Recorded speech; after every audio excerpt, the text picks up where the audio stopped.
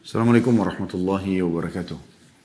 Alhamdulillah, lisan kita sebagai seorang muslim selalu mengucapkan kalimat suci, kalimat mulia ini dengan penuh keyakinan bahwasanya kita sedang memuji Sang Pencipta Allah, satu-satunya yang telah menciptakan, mengadakan, mempersiapkan, dan juga yang menghidupkan dan mematikan semua yang di langit dan di bumi, yaitu Allah Subhanahu wa Ta'ala. Dan kita tahu ini adalah kalimat yang luar biasa yang telah Allah siapkan, dikenal dengan kalimat syukur, berterima kasih kepadanya, dan akan menjadi penyebab seluruh nikmat yang sedang kita nikmati dan diberikan olehnya akan dipertahankan, juga ditambahkan. Oleh karena itu jadilah orang yang selalu membasahi lidah dan bibir kita dengan Alhamdulillah. Selanjutnya kita panjatkan salam hormat kita kepada utusan Allah Subhanahu wa Ta'ala, manusia terbaik, manusia yang telah dipilih oleh Allah Subhanahu wa Ta'ala dari sekian banyak turunan anak Adam sebagai pemimpinnya. Dan juga manusia terbaik ini telah menyampaikan kepada kita seluruh hukum halal haramnya Allah, sehingga kita mengenal Tuhan kita Allah, kita mengetahui tujuan hidup kita di muka bumi ini. Kita tahu juga tujuan akhir untuk selamat nanti di akhirat, ke surga dan selamat dari api neraka. Dan mengucapkan salam kepada beliau adalah bagian daripada ibadah bagi setiap muslim. Bahkan Allah Subhanahu wa Ta'ala akan membalas dengan tambahan rahmat. Dengan mengucapkan satu kali salam saja, maka kita akan diberikan 10 kali rahmat. Dan rahmat Allah luas sekali tentunya. Kalau dibalik saja, mengucapkan 10 kali salam hormat kepada manusia terbaik ini akan dibalas dengan satu rahmat Allah, itu sudah cukup. Apalagi sekarang terbalik, Allah SWT memberikan kepada kita dengan satu kali salam hormat, akan dibalas 10 rahmat. Oleh karena itu jadilah orang yang selalu mengucapkan salawat dan taslim kepada Nabi besar Muhammad sallallahu alaihi wa ala alihi wa sahbihi wasallam. Kita akan masuk teman-teman sekalian ke judul umum ya. Biasanya kalau di luar masa pandemi ini sebenarnya tablik akbar ya. Kita bisa bahasakan begitu karena tema-tema yang bukan khusus kajian rutin yang sudah kami bedah, maka kami biasa susunnya untuk materi tablik akbar. Dan kita akan berbicara tentang masalah penyakit. Berikut segala macam hal yang berhubungan dengan penyakit tersebut. Kenapa ada penyakit? Hikmah daripada adanya penyakit. Bagaimana kita sebagai seorang muslim menghadapi penyakit kalau sudah terjangkit, agar kita bisa melaluinya dengan nyaman, dengan tentram, dan juga kita penuh keyakinan akan mendapatkan banyak balasan dari Allah Subhanahu wa Ta'ala, termasuk kesembuhan yang akan diraih dengan izin Allah Subhanahu wa Ta'ala. Teman-teman sekalian, saya akan mulai dengan memberikan dulu sebuah kaidah penting.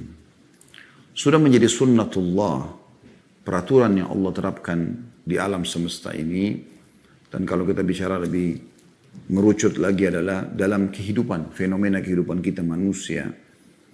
Allah ciptakan berpasang-pasangan. Ada muda, tua. Ada laki-laki, ada perempuan. Ada siang, ada malam. Ya. Ada lapar, ada kenyang. Kemudian juga ada sehat dan ada sakit. Ya. Ada hidup, ada mati. Ya. Ada dunia, ada akhirat, dan ada akhirnya nanti surga dan ada neraka. Orang yang memahami apa yang sedang saya sampaikan tadi, maka hidupnya akan selalu tentram dan bahagia saja. Karena dia tahu, pada saat dia kenyang, satu waktu dia akan lapar. Atau pada saat dia lapar, dia juga akan kenyang. Kalau dia sekarang tiba di siang hari, dia pasti akan tiba di malam hari. Pada saat dia sehat, satu waktu juga dia akan sakit. Tidak ada orang teman-teman sekalian melalui kehidupan di muka bumi ini tidak pernah sakit. Tidak mungkin. Mustahil. Cuma tergantung kadar ringan atau beratnya penyakit itu. Kalau penyakit-penyakit yang umumnya terjadi, demam, flu, orang semuanya melaluinya. Tidak mungkin di muka bumi ini ada orang yang tidak pernah flu, demam, sakit kepala, sakit gigi. Orang semua laluin masalah itu. Ya. Maka ini adalah umum sebagai bentuk salah satu fenomena yang memang lazim terjadi. Kalau ada penyakit-penyakit kronis, ya, teman-teman medis tentu sudah tahu tentang bagaimana bahayanya. Dan pasti juga dipelajari tentang sebab-sebabnya. Karena memang ini terjadi ya, karena ada unsur campur tangan si orang yang terjangkit tersebut. Jadi itu Allah SWT jelaskan juga dalam Al-Quran sebagaimana akan kita paparkan nanti. Cuma teman-teman sekalian, kalau kita pahami tadi apa yang saya katakan itu, insya Allah kita akan lebih ringan melalui kehidupan muka bumi ini. Makanya kata Nabi SAW, ajaban li amri mu'min, wa la yakunu dzalika illa li mu'min. Sungguh mengagumkan perkaranya orang beriman. Dan itu tidak dimiliki kecuali orang yang beriman. In asabau sarra syakar. Kalau dia mendapatkan nikmat, dia selalu bersyukur. Ada makanan, ada minuman, sehat, dan segala macam hal. Alhamdulillah. Wa in asaba dharra sabar. Kalau dia diberikan cobaan dia bersabar. Kenapa? Karena dia memahami bahwasanya nikmat yang sedang ada itu ada pasangannya, yaitu cobaan. Jadi pada saat dia meletakkan syukur di timbangan agar nikmat selalu ada dan bertambah, maka dia letakkan di timbangan yang sebelahnya agar selalu seimbang, sabar pada saat cobaan datang. Ini baru kehidupan dia akan berimbang.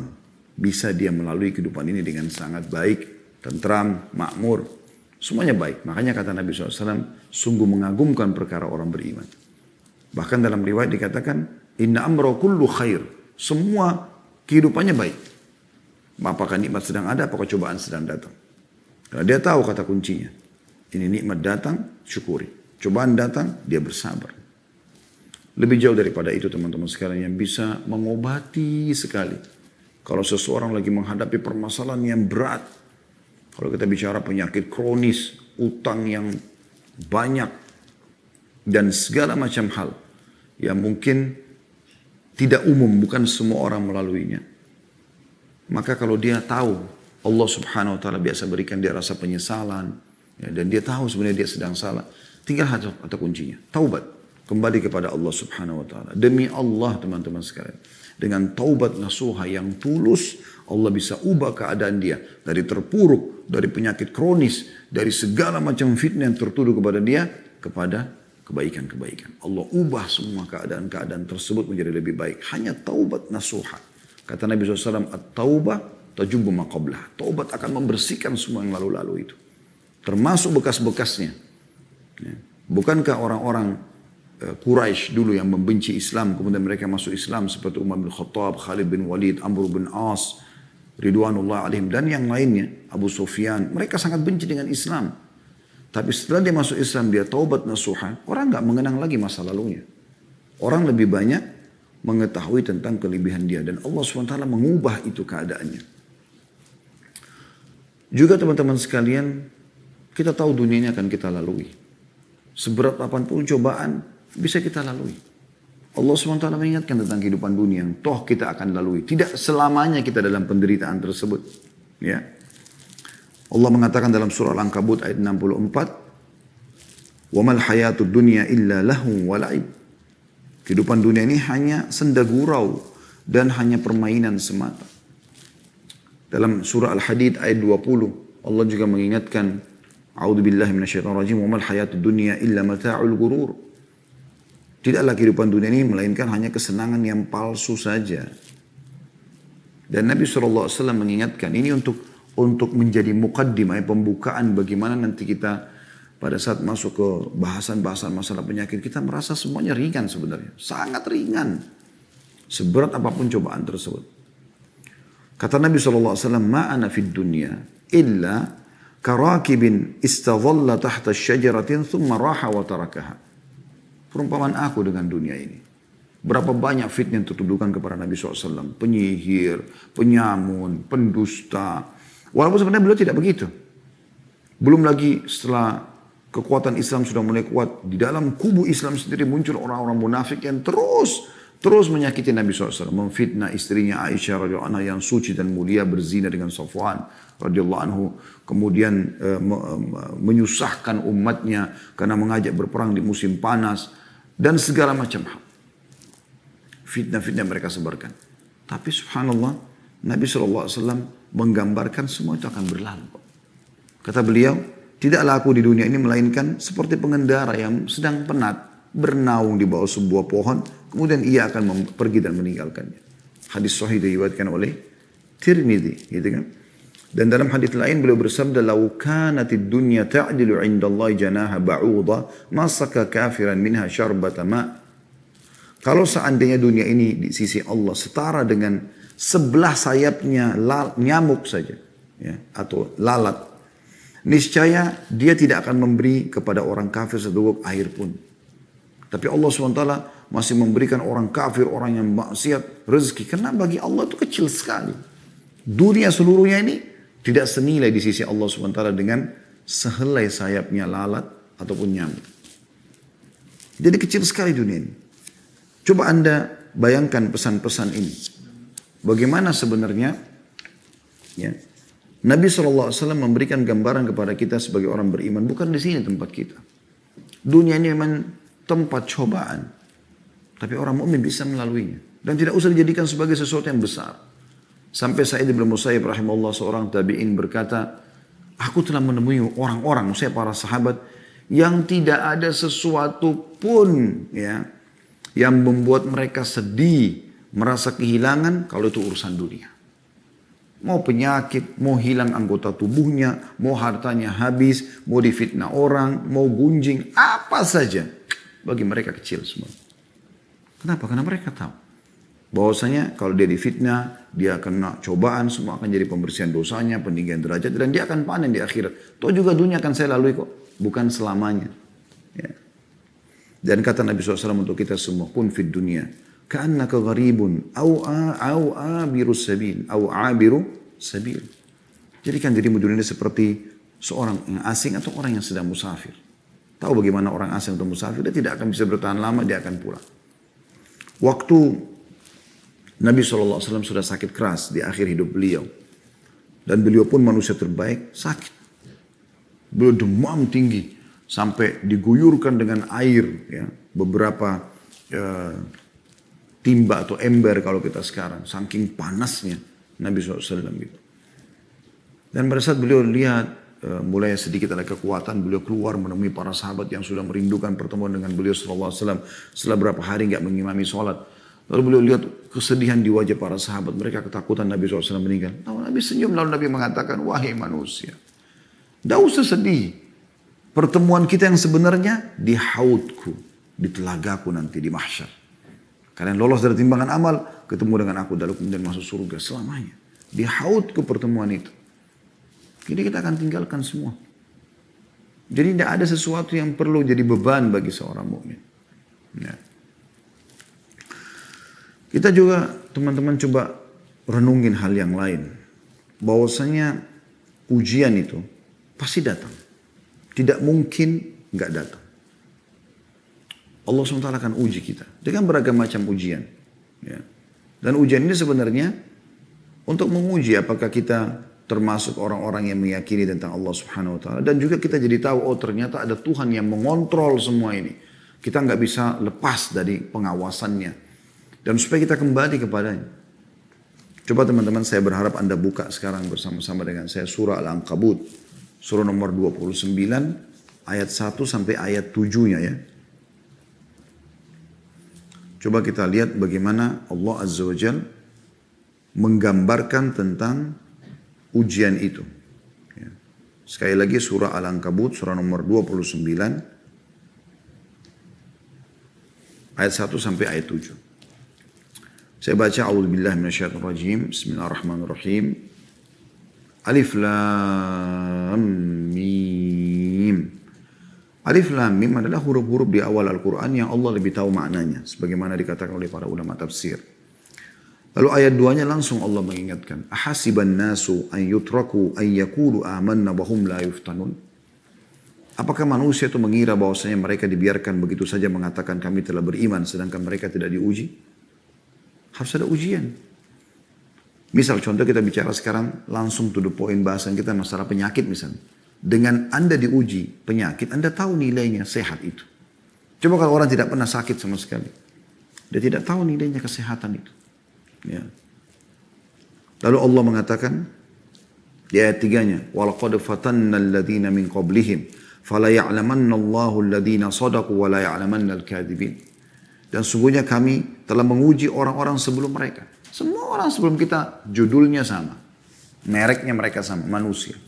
Sama persisnya laki-lakinya, perempuannya. Beda casing ya. Tapi sama. Karakternya, ya. Kurang lebih lah fisiknya. Ya. Seperti itu. Laki-laki. Judulnya yang lain perempuan. Sama sebenarnya. Dan kami tidak uji mereka juga.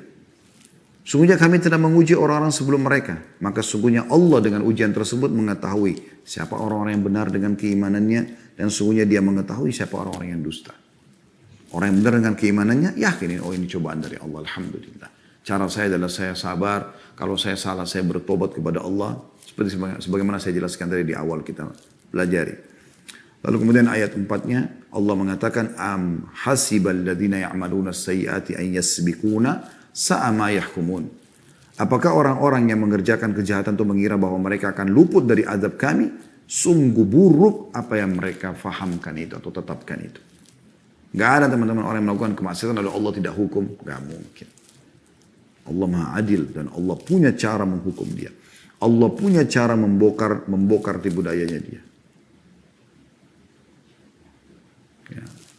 Sebatas pengetahuan kami, tidak ada orang yang berbuat kriminal teman-teman di muka bumi lalu kemudian tidak ketahuan. Ketahuan dengan izin Allah. Allah punya cara. Nanti orangnya cuma gigit jari mengatakan, kok bisa? Anda pernah alami itu? Anda sudah mengatur sebuah strategi yang luar biasa. Terakhir Anda cuma mengatakan, kok bisa ya?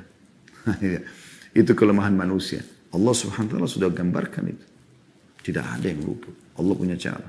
Kalau Anda segera taubat kepada Allah subhanahu wa ta'ala, dan sebagaimana saya katakan tadi, Allah bisa tutupin aib-aib Anda itu. Tapi kalau Anda terus saja ngotot membela diri, bahkan sampai bersumpah palsu segala macam, maka makin jadi nanti permasalahan. Makin Allah datangkan hal-hal yang tidak masuk di benak Anda sebelumnya. Ayat 5-nya Allah mengatakan, man kana yarju liqa'a Allahi fa inna ajalallahi la'at wa huwa as-sami'ul 'alim. Barang siapa yang mengharap pertemuan dengan Allah, berharap nanti mau mendapatkan balasan di akhirat, masuk surga, ya. Juga di dunia mendapatkan kebahagiaan sebagaimana yang dia harapkan di dunia, ya. Maka sungguhnya waktu yang Allah janjikan itu pasti datang. Dan dialah yang maha mendengar lagi maha mengetahui. Ayat 6-nya. وَمَنْ جَاهَدَ فَإِنَّمَا يُجَاهِدُ لِنَفْسِ إِنَّ اللَّهَ لَغَنِيٌّ عَنِ الْعَالَمِينَ. Dan barang siapa yang berjihad, maksudnya berupaya. Ya. Maka sungguhnya jihadnya atau upayanya itu adalah untuk dirinya sendiri. Kalau dia sholat, dia puasa, dia ikuti mana yang halal dan perintah dia nikmati dan dia kerjakan, yang dilarang haram dia jauhi. Sesungguhnya Allah benar-benar maha kaya atau tidak memerlukan sesuatu dari alam semesta. Jadi Allah tidak butuh dengan sholat Anda, puasa Anda. Allah nggak butuh semua itu. Buat kita.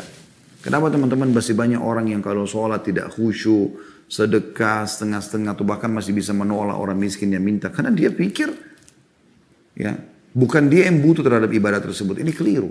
Kita yang butuh terhadap amal tersebut. Kita yang butuh. Pada saat Anda bersedekah, Anda harus paham. Sebenarnya Anda lebih butuh terhadap fakir miskin tersebut daripada dia butuh dengan sumbangan Anda. Harusnya seperti itu. Sampai sebagian salaf mengatakan, kalau ada orang yang memahami atau belum meletakkan dalam dirinya pemahaman, kalau dia sedang bersedekah sebenarnya dia lebih butuh dengan sedekahnya itu yang dia berikan daripada orang yang minta, maka dia telah menghancurkan amal ibadahnya. Karena sebenarnya dia mengambil uang, misalnya kita kasih 100 ribu. Dia belanjain, dia pakai untuk kebutuhan dia. Selesai. Ya, dia makan segala macam. Tapi Anda, sebagai orang beriman, Anda faham tentu dengan syariat Allah Subhanahu Wa Taala, nilai 100 ribu itu akan Anda bawa di timbangan Anda pada hari kiamat nanti. Bahkan dilipat gandakan, berlipat-lipat ganda. Ayat 7-nya, وَالَّذِينَ آمَنُوا وَعَمِلُوا الصَّالِحَاتِ لَنُكَفِّرَنَّ عَنْهُمْ سَيِّئَاتِهِمْ وَلَنَجْزِيَنَّهُمْ أَحْسَنَ الَّذِي كَانُوا يَعْمَلُونَ. Dan orang-orang yang beriman dan beramal saleh, benar-benar akan kami hapuskan dari mereka dosa-dosa mereka dan benar-benar akan kami beri mereka balasan yang lebih baik dari apa yang mereka kerjakan. Nabi SAW mengingatkan kepada kita teman-teman sekalian, kalau cobaan akan datang bagi orang beriman. Kata beliau dalam hadis yang sahih diriwayatkan Tirmidzi, inna idamal jaza' ma'idamil bala. Besarnya pahala dan balasan itu sesuai dengan besarnya ujian yang datang. Wa inna Allah idza ahabba qauman ibtalahum. Kalau Allah cinta satu kaum, Allah akan menguji mereka. Ya, supaya mereka tidak lalai. Supaya mereka bisa mendapatkan pahala sabar, bukan cuma pahala nikmat saja, syukur gitu kan. Faman radiya falahu ridha. Siapa yang ridha dengan keputusan Allah, dia akan dapat ridhonya Allah. Waman sakhita falahu sakhat. Siapa yang murka, marah-marah dengan keputusan Allah, maka dia juga akan dapat kemurkaan Allah. Ya. Anda kalau kerja di perusahaan, teman-teman dokter yang menghadiri acara kita, Anda kalau punya akad terikat dengan rumah sakit, Anda mau tidak mau ikuti peraturan atau pemilik rumah sakit atau pemilik perusahaan. Kita suka atau nggak suka peraturan itu, apa boleh buat peraturan, kita harus ikuti. Dan kalau Anda ikuti peraturan, Anda kan dapat fasilitas yang dijanjikan, kan begitu. Jam kerja Anda jam sekian sampai jam sekian, Anda datang, Anda on time. Walaupun kadang-kadang masih ngantuk, mungkin masih ada kegiatan di rumah, Anda tetap lakukan. Anda dapat fasilitas. Tapi Anda, saya nggak mau. Ngapain dia harus taruh peraturan begini dan begitu? Sudah, berarti Anda akan bentrok. Anda akan keluar dari perusahaan tersebut. Kan begitu. Dan juga teman-teman sekalian, apa yang diujikan kepada Anda itu, misalnya penyakit, ya, atau cobaan yang lainnya, sebenarnya itu bentuk hukuman yang Allah segerakan di dunia. Dan itu kebahagiaan buat Anda sebenarnya. Pasti kebahagiaan. Karena kalau dibiarkan di akhirat berat sekali teman-teman sekalian. Berat sekali. Pernah ada satu orang sahabat kena penyakit yang menghebohkan kota Madinah. Karena dia kesakitan, teriak-teriak, demamnya tinggi sekali. Enggak normal. Enggak seperti biasanya gitu. Orang di Madinah belum pernah melihat masalah tersebut. Dilaporkan kepada Nabi SAW. Apa yang terjadi? Nabi SAW datangi rumahnya. Begitu Nabi lihat, Nabi SAW langsung menanyakan kepada dia pertanyaan.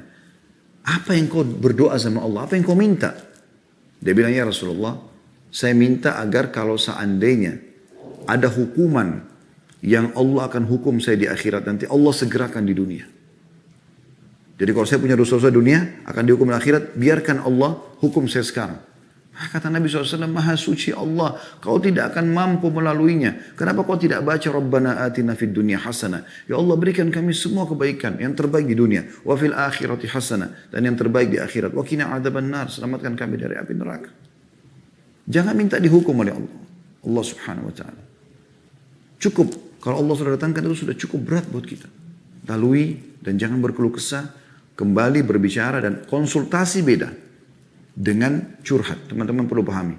Curhat itu hanya kepada Allah subhanahu wa ta'ala. Ada masalah berat, wudhu, sholat, di sujud Anda jangan angkat kepala Anda sampai Anda sudah tuangkan semua. Kalau kesahkan kepada pencipta Anda, pencipta penyakit Anda, pencipta permasalahan Anda, dan juga yang hanya satu-satunya memiliki solusi dalam masalah kita. Kesembuhan dan segala macam. Allah bisa buat teman-teman Anda sembuh dengan segelas air hangat. Berapa banyak orang yang sembuh dengan cara seperti itu. Karena sujud tersungkur depan Tuhannya. Allah SWT. Sebagaimana Anda juga mempunyai nikmat, Anda syukuri. Karena yang menciptakan Anda adalah Allah, yang menciptakan nikmat adalah Allah, yang bisa juga menambahnya adalah Allah. Tidak ada yang lain. Kembali kepada Allah SWT. Lalu kemudian konsultasi sama manusia. Sama dokter kalau penyakit, sama ustadz atau ustadzah kalau permasalahan kejiwaan atau agama misalnya. Selesai. Jangan teman-teman ada permasalahan, semua orang tahu permasalahan kita. Orang mukmin termasuk menutupi aibnya sendiri. Ya. Menutupi permasalahannya sendiri. Antara dia sama Tuhannya Allah subhanahu wa ta'ala. Jangan semuanya orang tahu. Ada masalah rumah tangga, semua orang tahu permasalahan dia. Satu kantor semua tahu permasalahan. Kenapa akhi dan ukhti? Kenapa enggak tutupin itu? Kita harus tahu. Ya. Kata Nabi SAW, "Idza arada Allah bi 'abdihi khairan, ajjala lahu al-'uquba fid dunya." Kalau Allah ingin kebaikan bagi seorang hamba, maka Allah menyegerakan hukumannya di dunia. Hadis riwayat Tirmidzi. Ya. Justru itu kebaikan buat dia sebenarnya. Kebaikan. Dan makin tinggi level iman kita, maka makin berat cobaannya memang. Supaya kita lebih banyak mendapatkan pahala. Jadi misalnya orang umumnya yang bukan level orang-orang yang dekat dengan Allah subhanahu wa ta'ala. Mungkin kalau mereka demam 3 hari. Mungkin orang yang lebih dekat dengan Allah bisa 5 hari. Lebih lama. Gitu kan. Karena memang Allah akan berikan dia lipat-lipat ganda pahala karena penyakit tersebut. Dalam sebuah hadis kata Nabi SAW, kalau seandainya orang yang memiliki cobaan biasa di dunia, melihat bagaimana pahala yang Allah berikan kepada orang yang diuji di dunia dengan ujian yang berat, maka mereka berharap kembali ke dunia untuk digunting-gunting kulit mereka. Karena itu Allah berikan balasan. Dunia sebentar kita akan lalui. Kata Nabi SAW pada saat beliau lagi demam, gitu kan. Lalu ada Abdullah bin Mas'ud radhiyallahu anhu masuk ke rumah Nabi SAW dan sempat memegang tubuh Nabi SAW dan kaget dengan panasnya, demamnya luar biasa. Gitu. Maka dia mengatakan, ya Rasulullah, innaka tu'aku wa'kan syadida. Ya Rasulullah, Anda sedang sakit yang luar biasa, penderitaannya luar biasa buat Anda. Padahal dia seakan-akan dia mau mengatakan, padahal Anda ini utusan Allah loh, gitu kan. Qala sallallahu alaihi wasallam, Nabi SAW dengan tenang menjawab. Beliau menikmati aja prosesnya itu, tapi tentu sambil ikhtiar ya. Tapi beliau mengatakan, ajal inni u'aku kama yu'aku rajulani minkum. Iya, karena cobaan yang datang kepadaku dilipat gandakan seperti ya 2 orang di antara kalian yang mengalaminya, gitu kan. Jadi kalau misalnya kita demamnya 40, itu sudah luar biasa, tinggal mungkin butuh dirawat di rumah sakit, Nabi SAW bisa 80. Tapi Nabi SAW melalui dengan luar biasa gitu. Dalam riwayat lain, itu hadis riwayat Bukhari Muslim ya.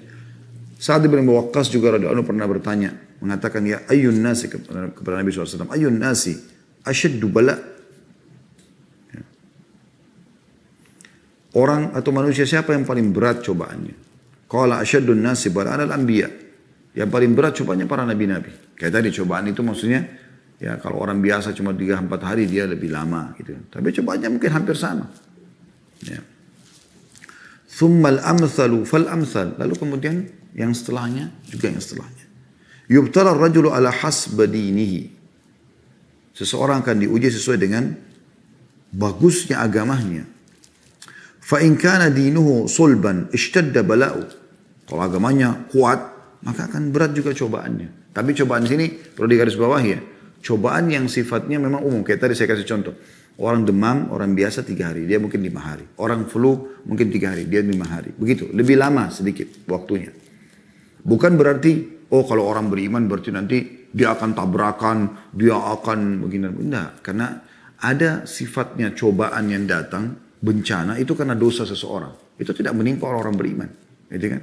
Yang menimpa Nabi SAW, para sahabat, demam, ya, flu, gitu kan. Fitnah orang, itu biasa, umum. Semua orang kena begitu. Tapi lebih berat sedikit bagi mereka. Karena memang Allah SWT ingin berikan derajat-derajat yang tinggi di surga. Ada derajat di surga teman-teman tidak bisa kita jangkau kecuali dengan 100 tahun sholat malam, 100 tahun puasa, 100 tahun sedekah, 100 tahun doa, 100 tahun bakti sama orang tua, 100 tahun silaturahim. Tapi kita nggak bisa lakukan. Mungkin umur kita cuma 60. Cuman Allah mau sampaikan kita di sana. Allah uji Anda dengan penyakit 10 tahun. Allah uji Anda dengan ada fitnah yang tersebar. Ada uji begini dan begitu. Ada ujian datang. Nah, gitu. Tapi kalau yang sifatnya bencana, ya, banjir, longsor, tsunami, apalah mungkin penyakit yang kronis yang memang bahkan dia mati su'ul khatimah, itu tidak akan kena orang-orang beriman. Bukan masuk dalam hadis ini ya. Jadi cobaan yang umum orang tertimpa gitu. Kata Nabi SAW selanjutnya, wa in kana fi dini riqqatun ubtuliya ala hasabi dinihi. Dan kalau agamanya ringan, artinya orangnya bukan juga orang yang selalu dekatkan diri kepada Allah SWT, penuh dengan keimanan, maka dia akan diuji sesuai dengan kadar agamanya saja. وَمَا يَبْرَهُ الْبَلَاءُ بِالْعَبْدِ حَتَّى يَتْرُكَهُ يَمْشِي عَلَى الْأَرْضِ مَا عَلَيْهِ خَطِيئَةٌ. Ya. Dan ujian itu tidak henti-hentinya datang kepada seorang hamba hingga nanti ya, meninggalkan atau hamba meninggalkan dunia ini sementara tidak ada lagi dosanya. Hadis ini riwayatkan Tirmidzi. Ya. Kemudian juga teman-teman sekalian, apa yang menimpa Anda itu? Kita coba masuk kepada hikmah-hikmah. Ya. Kalau tadi kita sudah jelaskan penyakit kenapa bisa datang, cobaan datang, ya, karena itu lazimnya sunnatullah. Kalau Anda sudah terlanjur kena penyakit, apa hikmahnya? Yang bisa kita ambil teman-teman sekalian. Atau apa yang kita dapatkan lebih tepatnya. Sekarang saya sudah terlanjur diuji oleh Allah SWT dengan penyakit. Apa yang bisa saya dapatkan? Yang pertama teman-teman sekalian, itu akan menjadi penyebab Anda menuju ke surga. Itu akan membawa Anda menuju ke surga. Ya. Disebutkan dalam firman Allah Subhanahu Wa Taala surah Al-Baqarah. Dalam ayat 155 sampai 157 ya. Allah menjelaskan Allah akan menguji kita. A'udzu billahi minasyaitonir rajim wa la nabluwannakum bisyai'in minal khawfi wal ju'i wa naqsin minal amwali wal anfusi wath thamarati wa basyyiris sabirin. Alladzina idza asabathum musibatun qalu inna lillahi wa inna ilaihi raji'un ulaika 'alaihim shalawatun min rabbihim wa rahmah wa ulaika humul muhtadun. Dan kami pasti akan menguji kamu dengan sedikit ketakutan, kelaparan, kekurangan harta, juga ada permasalahan jiwa, penyakit dan buah-buahan. Dan sampaikan kabar gembira kepada orang-orang yang sabar. Yaitu orang-orang apabila ditimpa musibah mereka mengatakan kami milik Allah, kami akan kembali kepada Allah. Mereka itulah orang yang memperoleh ampunan dari rahmat dari Tuhan mereka. Dan mereka adalah orang-orang yang mendapatkan petunjuk. Dalam hadis tadi yang saya sempat bahasakan ya, diriwayatkan oleh Tirmidzi dari Jabir bin Abdullah radhiyallahu anhu, beliau mengatakan bahwasanya Rasulullah SAW bersabda, yawaddu ahlul afiyati yaumal qiyamati hina yu'ta ahlul bala'i thawaba law anna juludahum kanat quridat fid dunya bil maqarid. Orang-orang yang tidak mendapatkan cobaan ya, menginginkan pada hari kiamat, maksudnya di sini dikatakan yawaddu ahlul afiyah, maksudnya orang yang lebih banyak sehatnya ya.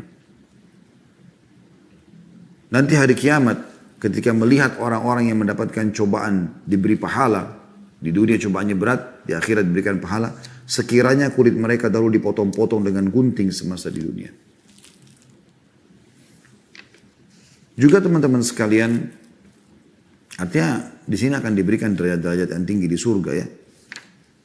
Dalam hadis Nabi SAW kata Nabi SAW, "Ma min muslimin yusibu adzan min maradin." Tidak ada seorang muslim pun yang ditimpa dari gangguan penyakit. Fama siwahu illa hatta Allah bihi sayyiatihi. Kecuali pasti akan menggugurkan dosa-dosanya. Kama tahuttu syajaratu waraqaha. Sebagaimana pohon ya, menggugurkan atau tergugurkan daun-daun dari sebuah pohon. Penyakit apapun, ringan atau berat, akan menjadi pembersihan terhadap dosa-dosa Anda. Hadis riwayat Muslim. Ada seorang wanita kena epilepsi di zaman Nabi SAW dalam hadis riwayat Bukhari Muslim ya. Dia terganggu sekali. Mungkin Anda tidak asing lagi dengan penyakit ini. Kalau kambuh tiba-tiba nggak sadarin diri, keluar busa dari mulut. Semoga Allah selamatkan kita. Tapi orang ini kena, diuji dengan itu. Dan dia datang kepada Nabi SAW mengatakan, ya Rasulullah, inni usra'u wa inni atakashaf. Fadu'ullah li. Aku ini terkena epilepsi dan kalau lagi kambuh kadang-kadang sampai auratku terbuka, nggak sadarin diri. Berdoalah kepada Allah agar menyembuhkanku. Apa kata Nabi SAW? Qala in syi'ti sabarti walakil jannah. Maksudnya dia minta saat itu didoakan langsung sembuh pada saat itu, hilang. Tidak melalui prosesnya gitu. Kata Nabi SAW, kalau kau mau bersabar, sabar artinya nikmati prosesnya. Tetap kau berikhtiar, berobat segala macam, tapi tidak spontan, bukan yang instan gitu ya. Maka kau akan masuk ke dalam surga. Wa in syi'ti da'autullaha an yu'afiyaki. Kalau kau mau saya bisa doakan sekarang kau sembuh. Langsung spontan sembuh, hilang. Pilih yang mana? Tapi tidak ada jaminan surganya. Kalau kau kena, kalau kita sekarang kena flu, demam, apalah penyakit rematik, segala macam penyakit yang ada. Mungkin teman-teman di penyakit dalam ada penyakit ini, penyakit itu. Yang sudah dihadapi dari pasiennya. Kemudian dia nikmati prosesnya. Artinya dia tetap datang ikhtiar, berobat. Tapi dia tahu ini keputusan dari Allah. Dia menerima cobaan tersebut dengan lapang dada sebagaimana dia menerima nikmat pada saat ada. Maka dia bisa masuk surga. Karena orang kadang-kadang umumnya kan tidak sabaran tuh. Ya, bahkan kadang-kadang lupa seakan-akan dokter itu Tuhan. Gitu kan. Kapan saya bisa sembuh dok? Bagaimana saya sembuh? Dokter cuma bisa ikhtiar. Makanya resep dokter kan semoga lekas sembuh. Gak ada kau pasti sembuh. Gitu kan. Karena ikhtiar saja. Bisa saja resepnya keliru. Mungkin dosisnya kurang. Mungkin ini, mungkin itu. Segala macam hal. Ya. Maka kata Nabi SAW, kalau kau mau saya doakan sekarang. Spontan kau langsung sembuh. Pilih yang mana? Tapi belum ada jaminan surga. Perempuan itu mengatakan, faqalat asbir. Kalau gitu saya sabar. Lanjutan riwayatnya, dia mengatakan, tapi ya Rasulullah, saya kalau kambuh, ya, sering tersingkap aurat. Minta saja sama Allah supaya aurat saya nggak tersingkap. Dan tetap saya akan nikmati proses. Artinya tetap tentu di sini berobat, bukan tidak berobat. Tapi Saya bukan minta instan gitu. Kata, lalu Nabi SAW doakan dalam masalah itu. Abdullah bin Mas'ud juga radhiyallahu anhu pernah meriwayatkan bahwasanya Rasulullah SAW menemui Ummu As-Sa'ib radhiyallahu anha. Dia mengatakan, Malik ya Ummu As-Sa'iba tuzaf zifin. Qalat al-humma la barakallahu fiha. Faqala la tasubbil humma. فإنها تذهب خطايا بني آدم كما يذهب الكير خبث الحديد. Wahai Ummu Sa'ib, mengapa engkau menggigil? Nabi SAW melihat dia kayak orang menggigil meriang gitu. Dia menjawab, demam. Semoga Allah tidak memberkahi demam ini. Jadi dia mencaci maki penyakitnya. Maka beliau menjawab SAW, jangan mencelah demam itu. Penyakitnya pun jangan dicelah. Gitu kan. Karena itu Allah yang ciptakan sebagai cobaan. Karena demam itu menghilangkan dosa-dosa anak Adam sebagaimana pandai besi menghilangkan kotoran besi. Bahkan Ibn Abi Dunya mengatakan, orang-orang beriman mengharap demam satu malam bisa membersihkan dosanya. Apalagi kalau sampai berapa malam. Hadis sahih diriwayatkan oleh Muslim. Yang kedua teman-teman sekalian. Jadi ada balasan surga ya. Pembersihan dosa-dosa gitu. Jadi Anda kalau kedatangan penyakit, fahami. Ini ada sesuatu pesan ilahi di situ. Ya. Anda kan kalau tidak melalui ujian di sekolah segala macam. Anda tidak naik level kan gitu ya. Untuk naik level ini. Naik level. Dan Allah pastikan. Fa inna ma'al usri yusra. Di setiap ujian ada kemudahan. Yang kedua teman-teman sekalian.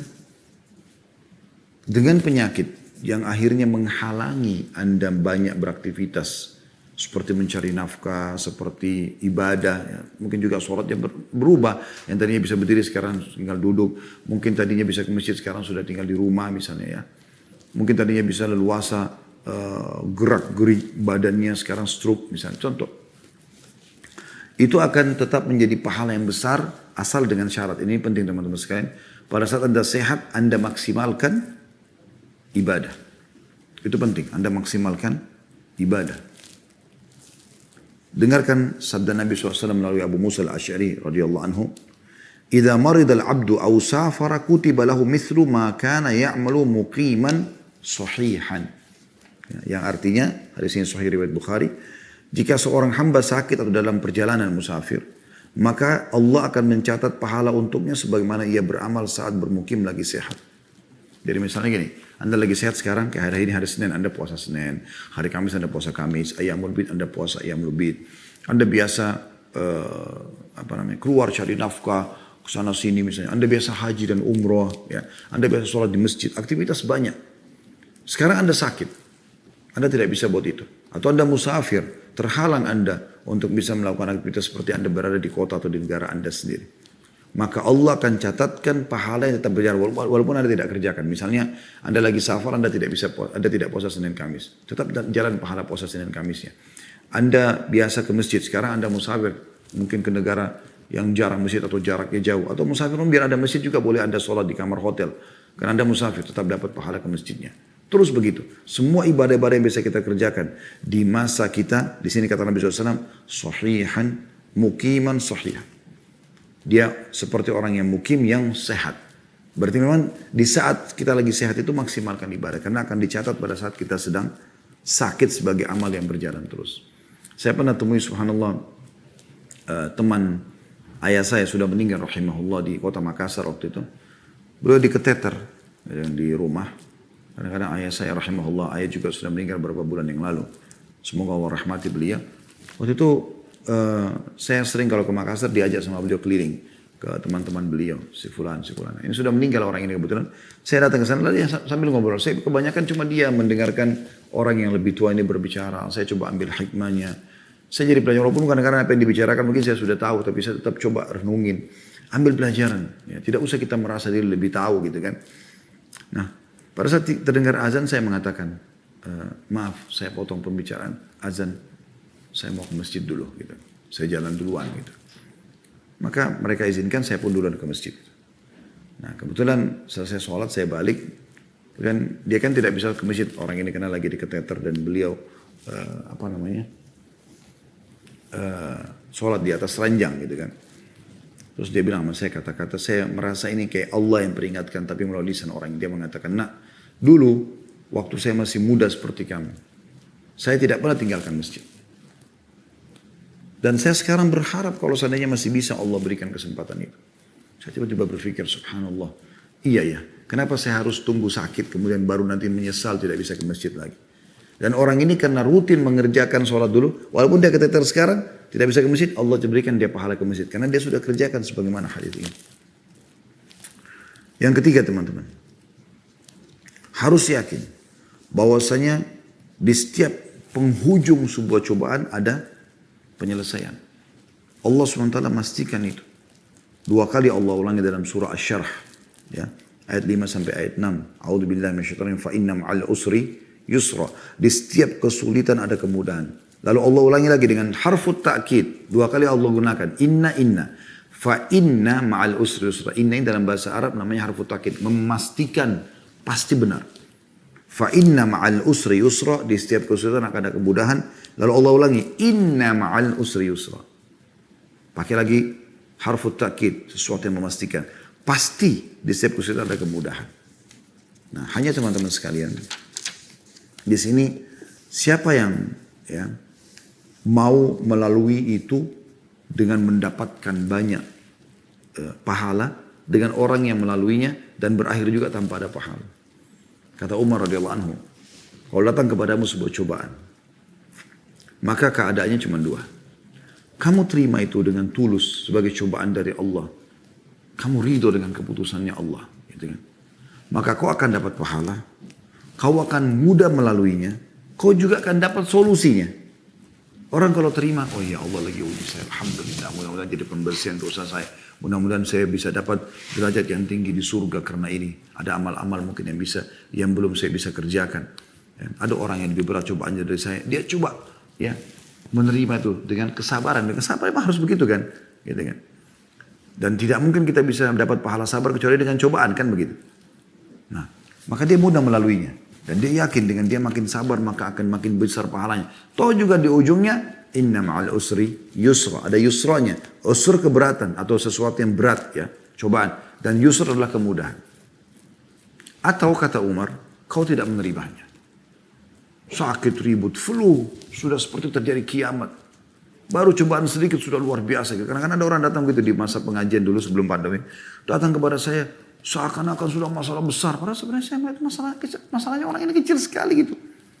Hanya karena terlilit utang sama si fulan berapa saya dikejar-kejar. Hanya karena dia sakit kemudian dokternya dia belum bisa operasi karena belum ada duit. Hanya masalah kecil sebenarnya. Bukan masalah besar gitu.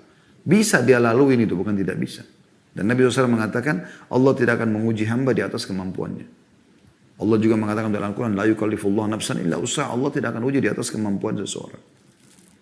Kata Umar radhiyallahu anhu, kalau kau tidak terima cobaan tersebut, toh juga akan datang kepada kamu kalau lagi sakit misalnya, maka kau akan mendapatkan dosa karena kau seakan-akan memprotes Allah. Kau sulit melaluinya. Misalnya sebulan Allah tentukan penyakitnya ini, dia lalui dengan keluh kesah, dia repot melaluinya. Beda dengan tadi orang mukmin yang bisa menerimanya. Dan kau tidak akan menemukan jalan keluarnya. Akan jadi masalah buat kamu.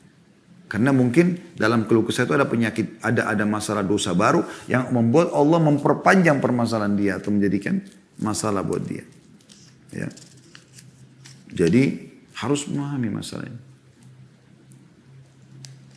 Kemudian selanjutnya, ya, yang ketiga ya. Orang sakit, dengan sakit teman-teman, nikmat itu akan terlihat. Hikmah yang luar biasa. Makanya kata Nabi SAW, ni'matani magbunun fihi ma kathirun minan nas, as-sihhat wal farag. 2 nikmat yang banyak manusia tertipu di dalamnya. Mereka lalai, yaitu nikmat kesehatan dan waktu yang luang. Nah Allah Subhanahu Wa Taala ingin dengan penyakit itu orang jadi tahu, oh ternyata nikmat sekali waktu sehat. Contoh misalnya, ada sekarang lagi meriang, menggigil, lagi demam. Terus lihat orang minum air es. Enak bener dia. Karena dia enggak apa-apa. Minum dengan enaknya. Atau Anda lagi sakit perut, mencret-mencret. Orang makan dengan lahapnya, segala macam, kita enggak bisa. harus bubur, harus ini, harus itu. Beda. Ya. Kita lagi demam, kita nggak bisa kena dingin pun sedikit, oh sudah rasanya meriang. Orang tidur dengan AC, dengan dinginnya. Kita jadi tahu, oh ternyata selama ini nikmatnya Allah terlalu besar kepada saya. Luar biasa teman-teman. Dan nikmat Allah subhanahu wa ta'ala kepada kita ini luar biasa gitu. Ali mengatakan radhiyallahu anhu, bala itu tidaklah turun melainkan karena suatu dosa dan tidak diangkat kecuali dengan taubat. Sekalipun tidak ditentukan untukmu kesembuhan dari penyakitmu, tapi sebaik-baik penutup usia adalah taubat yang jujur. Ya. Ini yang ketiga.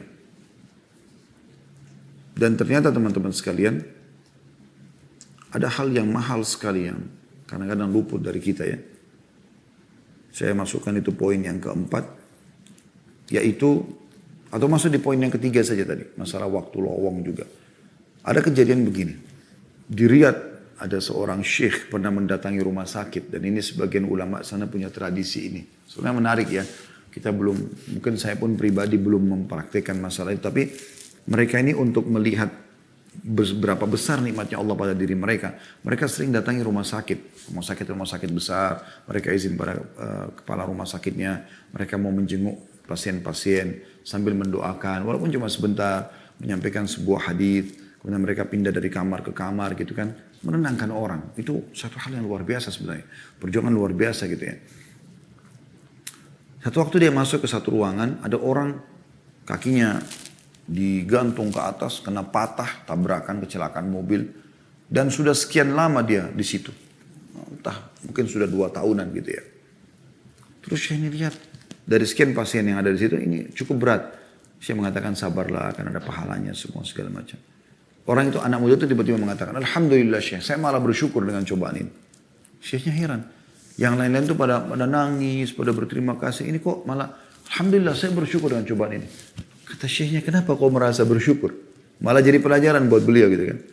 Dia mengatakan, Syekh perlu anda tahu. Saya dulu ini laki-laki, seorang anak muda yang lalai.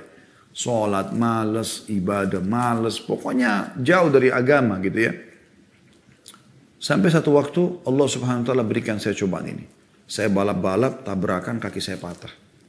Anda tahu Syekh, di hari-hari pertama saya masuk rumah sakit ini, rasanya penyesalan yang luar biasa. Penyesalan itu dalam berkata, keluh kesah, kenapa terjadi, apalah segala macam gitu. Jadi saya tidak terima gitu. Tapi saya seperti dibawa kepada sebuah keadaan, ya kau mau teriak, mau apapun ya sudah begini keadaannya, gak bisa. Terima tidak terima. Sampai satu waktu saya menjadikan sebagai bahan muhasabah. Mungkin ini adalah peringatan dari Allah subhanahu wa ta'ala. Lalu saya sambut dengan taubat nasuha. Saya coba beristighfar dengan dosa-dosa saya yang lalu. Saya coba terima, ridho dengan ini. Kemudian dia bilang, Anda tahu Syekh, setelah itu hati saya menjadi plong. Dan saya mulai menikmati detik-detik hidup saya dengan menganggap pasti Allah akan memaafkan dosa saya. Pasti ini akan di ujungnya pasti akan ada kesembuhan, pasti akan kebaikan. Lalu kemudian dengan waktu-waktu kosong itu saya gunakan untuk hafal Quran. Anda perlu tahu Syekh, selama saya 2 tahun di sini saya sudah hafal 30 juz. Karena banyaknya waktu lowong. Dan yang keempat teman-teman sekalian, tiap penyakit pasti ada obatnya dan itu harusnya diyakini oleh setiap muslim. Anda pun sebagai dokter yang hadir di acara kita ini, acara teman-teman dokter-dokter yang meminta tema kita ini, jangan teman-teman pernah memvonis penyakit ini tidak ada obatnya. Khususnya Anda sebagai seorang muslim. Anda harus yakin ada obatnya. Mungkin belum ditemukan iya. Loh kok bisa Ustaz? Perhatikan firman Allah subhanahu wa ta'ala. Ya. Kata Allah SWT dalam surah Asy-Syu'ara ayat 80, wa idza maritu fahuwa yashfin. Dan apabila aku sakit, kata Ibrahim alaihissalam, maka dialah yang menyembuhkanku. Artinya, tidak ada penyakit yang tidak disembuhkan. Allah SWT akan sembuhkan. Dikuatkan dengan hadis Nabi SAW riwayat Bukhari Muslim. Ma anzalallahu da'an illa anzala lahu shifa. Allah tidak pernah menurunkan penyakit, melainkan Allah turunkan obat bersamanya. Jadi ada obatnya, bukan tidak ada obatnya. Cuma teman-teman sekalian, yang saya sayangkan sekali, banyak di antara kita teman-teman masih menomorsekiankan pengobatan yang disampaikan oleh wahyu. Yang paling pertama, saya titik beratkan di hikmah yang keempat ini teman-teman sekalian. Gunakan ruqyah syariah, ruqyah syariah. Wahai teman-teman para dokter muslim, belajar ruqyah syariah. Anda boleh ikuti ceramah kami di playlist di YouTube insya Allah tentang ruqyah syariah. Obati pasien Anda dengan ruqyah syariah sebelum obat-obat medis kalau perlu.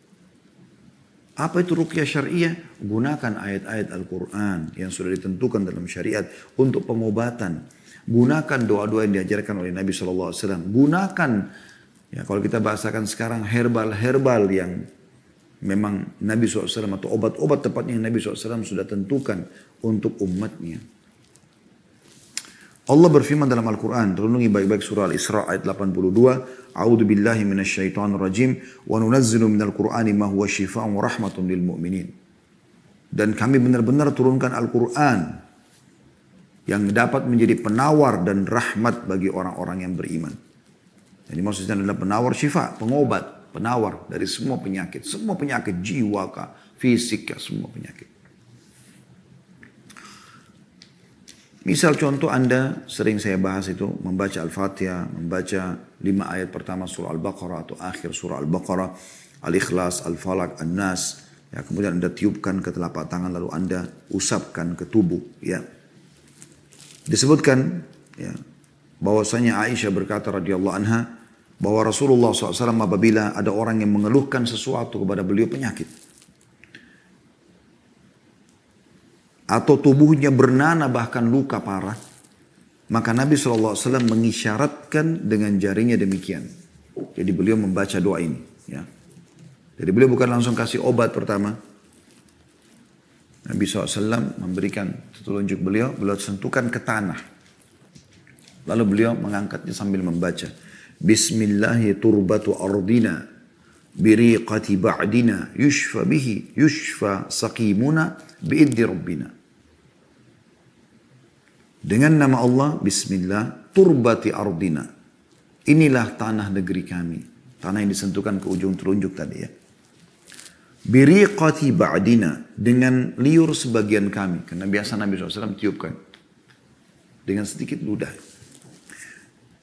Yushfa saqimuna. Yang akan menyembuhkan orang sakit di antara kami. Biidni rabbina. Dengan izin Tuhan kami. Hadis ini riwayat Bukhari Muslim. Lalu kemudian disentuhkan ke tempat yang sakit. Juga Aisyah meriwayatkan bahwasanya Rasulullah SAW kalau menjenguk salah satu kerabatnya yang sedang sakit, maka beliau mengusap tangan kanannya ke tempat yang sakit sambil membaca Adhibil ba's rabban nas washfi anta syafi la shifa illa shifa'uk shifa'an la yuwadiru saqama. Adhibil ba's, hilangkanlah penyakit.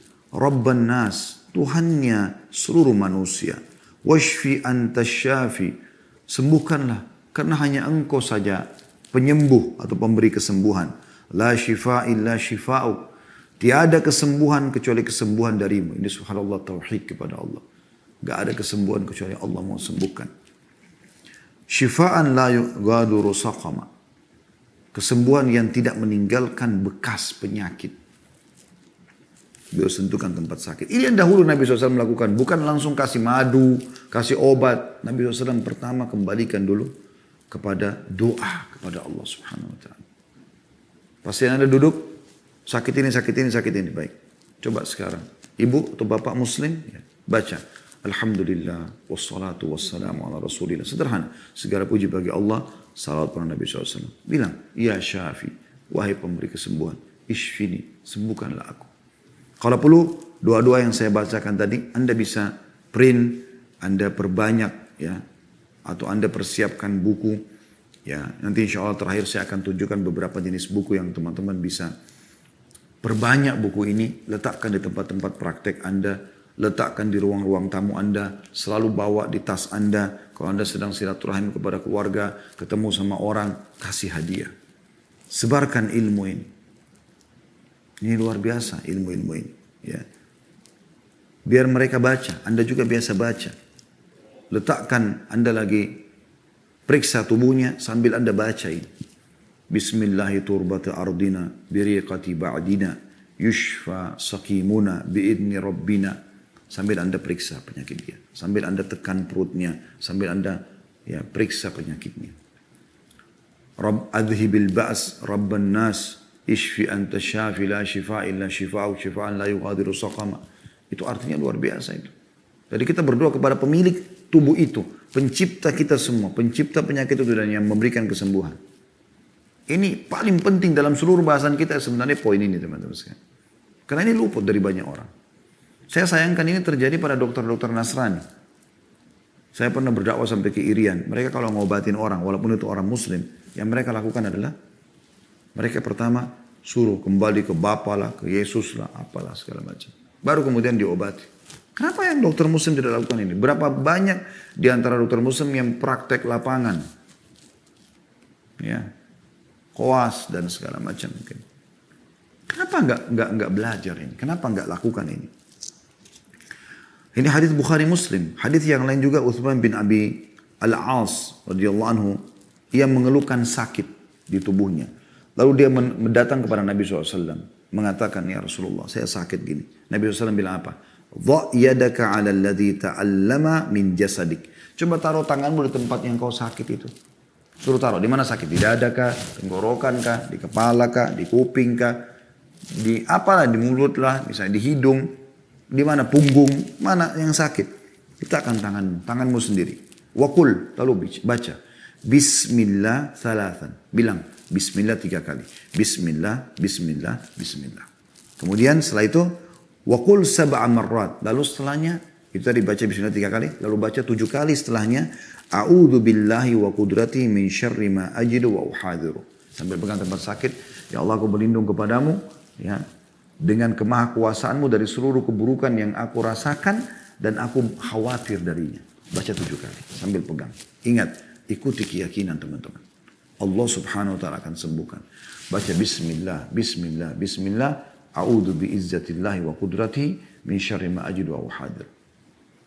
Kalau pasien Anda atau orang yang sedang sakit, istri atau suami Anda atau anak Anda pegang, bilang kalau dia laki-laki, Bismillah, Bismillah, Bismillah, A'udhu bi'izzatillahi wa qudratihi min syarri ma wajada wa hadara.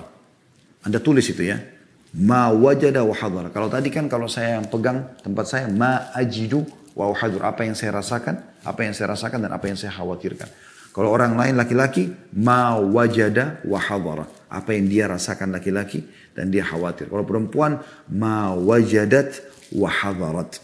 Dan apa yang dia rasakan si perempuan ini dan juga yang dikhawatirkan oleh dia. Dan hadis ini hadis sahih riwayat Muslim. Anda sebagai dokter bertemu dengan pasien. Anda sebagai orang yang menjenguk orang sakit. Renungi, jalankan hadis ini. Mulia sekali. Dari Ibnu Abbas radhiyallahu anhu bahwasanya Rasulullah SAW bersabda, "Man 'ada maridan lam yahdur ajaluhu." Siapa yang menjenguk orang sakit dan belum tiba ajalnya. Selama belum datang ajal yang Allah tentukan ke pasien itu, ke orang yang sedang sakit kita jenguk, kerabat atau orang lain pun, faqala indahu sab'a marrat. Lalu dia baca di sisinya 7 kali. 7 kali dia baca doa ini. Pendek sekali doanya. Mudah dihafal. Detik ini pun Anda kalau ikutin saya Anda bisa hafal. Mudah. Baca 7 kali. As'alullahal azim. Aku memohon kepada Allah yang maha agung. Rabbal arshil azim. Pemilik singgasana yang agung. Ayyashfiyaka. Agar menyembuhkan. Pendek sekali. As'alullahal azim. Rabbal arshil azim ayyashfiyaka. Aku memohon kepada Allah yang maha agung, pemilik singgasana agung agar menyembuhkan laki-laki, ayyashfiyaka, perempuan, ayyashfiyaki. Bedanya di ka sama ki aja terakhir. Saya ulangi, as'alullahal azim. Aku mohon kepada Allah yang maha agung. Rabbal arshil azim. Tuhan pemilik singgasana yang agung, ayyashfiyaka, agar menyembuhkanmu kalau perempuan ayyashfiyaki. Apa kata Nabi SAW? Jaminan dari utusan Allah. Guru dan kiai kita semua, kekasih orang-orang beriman, utusan Allah yang menciptakan langit dan bumi. Illa afahullahu min dzalikal marad. Kecuali pasti Allah akan sembuhkan dia dari penyakit itu. Hadis ini sahih riwayat Abu Daud dan Tirmidzi. Luar biasa hadiah dari Nabi SAW. Baca 7 kali sembuh dia. Ya. Juga dari Abu Sa'id al-Khudri, dalam hadis yang lain, bahwasanya anna Jibril atan Nabiya sallallahu alaihi wasallam faqala ya Muhammad ishtakaita. Satu hari pernah Jibril datang menemui Nabi sallallahu alaihi wasallam kemudian berkata, wahai Muhammad, apa yang kau keluhkan? Karena kelihatannya Nabi SAW sedang sakit. Apakah kau sedang sakit? Faqala na'am. Iya benar, aku sedang sakit, kata Nabi SAW. Qala, Jibril mengajarkan. Baca. Baca. Bukan minum, bukan makan. Baca. Bismillahi arkik. Maka Jibril membaca ini. Jibril membaca ini. Dengan nama Allah aku meruqyamu. Bismillahi arkik. Min kulli syai'in yu'dhik. Dari segala sesuatu yang mengganggumu. Min syarri kulli nafsin au ainin hasid. Dan dari keburukan setiap jiwa atau mata yang hasad, mata yang iri. Karena orang yang iri matanya panas. Ya, biasa gitu kata Nabi SAW, innal ainil haq. Mata panas itu benar terjadi ya. Allahu yashfik. Semoga Allah menyembuhkanmu. Bismillahi arkik. Dengan nama Allah aku meruqyamu. Hadis sahih diriwayatkan Muslim. Masih mau lagi dapat bonus? Banyak. Ibnu Abbas meriwayatkan sabda Nabi SAW. Beliau mengatakan kalau siapapun yang sedang kesusahan, bacalah. La ilaha illallahul azimul halim. La ilaha illallahu rabbul arshil azim. La ilaha illallah rabbus samawati wa rabbul ardi wa rabbul arshil karim. Tidak ada Tuhan yang berhak disembah kecuali Allah yang maha agung dan maha penyantun. Tidak ada ilah yang berhak diibadahi dengan benar kecuali Allah, pemilik singgasana yang maha agung. Tidak ada ilah atau Tuhan yang berhak diibadahi dengan benar kecuali Allah, pemilik langit, pemilik bumi, dan pemilik singgasana, ya, zat yang pemurah. Hadis ini riwayat Bukhari Muslim. Tentu ini kalau kita rincikan cukup panjang teman-teman sekalian, saya ringkaskan karena melihat waktu ya. Sekarang sudah 14 lewat 10 menit. Kemudian juga ada hadis yang riwayat Tirmidzi, kita dianjurkan membaca doanya Dhannun. Dhannun itu Nabi Yunus alaihissalam, Nabi Yunus alaihissalam. Beliau pada saat ditelan oleh ikan, beliau baca apa? La ilaha illa anta subhanaka inni kuntu minadh dhalimin. Tidak ada Tuhan yang berhak disembah kecuali engkau, aku termasuk orang-orang zalim. Kata Nabi SAW, la yad'u biha rajulun muslim fi syai'in qat illa istajaba Allahu lah. Tidak ada seorang muslim pun yang baca ini dulu kemudian dia berdoa, kecuali doanya akan diterima. Baca la ilaha illa anta subhanaka inni kuntu minadh dhalimin. Anda mau buka praktek, baca dulu ini. Minta agar Allah mudahkan kesembuhan pasien Anda melalui Anda. Itu luar biasa gitu. Ya. Dan banyak sekali teman-teman kalau kita mau bahas tentang doa-doa ruqyah, tapi ini diantaranya ya. Kemudian teman-teman sekalian saya tutup atau saya tambahkan selain doa ruqyah baru kemudian Anda ikhtiar tadi saya bilang dengan herbal-herbal seperti misalnya madu. Ya, karena Nabi SAW kesembuhan pasti di 3 hal. Di madu tapi madu asli, konsumsi selalu madu. Kemudian habbatus sauda yang kata Nabi SAW, yang 3 hal itu madu, kemudian bekam, ya, dan kai ini menggunakan besi panas yang digagetkan. Tapi kata Nabi SAW, aku melarang umatku berobat dengan kai. Jadi kita fokus kepada bekam dan madu. 2 hal itu selalu kita lakukan ya. Kemudian juga habbatus sauda yang kata Nabi SAW, obat untuk semua penyakit kecuali kematian. Ya. Kemudian juga air zam-zam. Konsumsi kata Nabi SAW, zam-zam liman syuribalah. Zam-zam sesuai dengan air orang yang meminumnya. Saya tutup teman-teman dengan hal yang penting sekali, yang juga tidak kalah penting ya maksudnya. Yaitu teman-teman sekalian, hati-hati dengan jalan-jalan syaitan pada saat sakit. Yang pertama, jangan buruk sangka dengan Allah Subhanahu Wa Taala. Saya ringkaskan ini, karena dalam hadis kata Nabi SAW, Allah berfirman, Ana inda dhanni abdi bi, saya sesuai dengan perasaan hambaku. Maksudnya kalau dia sangka dia akan disembuhkan, Allah akan sembuhkan. Dia sangka Allah tidak sembuhkan, maka Allah juga tidak akan sembuhkan. In dhanna khairan falahu. Kalau dia sangka baik, maka dia akan mendapatkan itu. Wa in dhanna syarran falahu. Kalau dia sangka buruk padaku, maka aku juga akan berikan keburukan itu. Hadis sahih riwayat Ahmad dan Ibnu Hibban. Kemudian teman-teman sekalian, yang perlu juga digarisbawahi adalah jangan pernah mengkonsumsi obat ya, atau terapi pengobatan dengan yang haram. Renungi hadis ini, hadis sahih riwayat Abu Dawud. Kata Nabi SAW, Inna Allah anzala da'a wa dawa wa ja'ala li kulli da'in dawa fatadawa wa la tadawa biharam. Allah menurunkan penyakit dan obat. Dia menjadikan tiap-tiap penyakit ada obatnya. Maka berobatlah dan jangan berobat dengan apa yang diharamkan. Jauhi semua. Selama haram, oh ini ada kandungan babinya, oh ini selesai. Berarti tidak akan sembuh. Udah, akan mendatangkan penyakit-penyakit baru nantinya. Hai para dokter muslim, muliakan ilmu Anda itu dengan Islam. Jangan justru Anda tampil bernama Muhammad, Ahmad, Yusuf, Harun dan seterusnya. Tapi Anda tidak ada simbol Islamnya sama sekali. Harusnya Anda tampil dengan semua ini. Dengan Islam Anda. Anda dahulukan untuk ruqyah syar'iyah. Anda dahulukan untuk pengobatan-pengobatan nabawiyah. Ya. Dan di sini jauhi semua pengobatan yang haram. Anda punya hak menolak kalau obat itu haram. Subhanallah, saya pernah datang ke salah satu kerabat lagi sakit. Sering perutnya muncul kejang. Entah penyakit apa saya nggak tahu. Saya datang waktu itu, saya sempat meruqyah setelah itu. Tapi salah satu anaknya sempat membahasakan ke saya.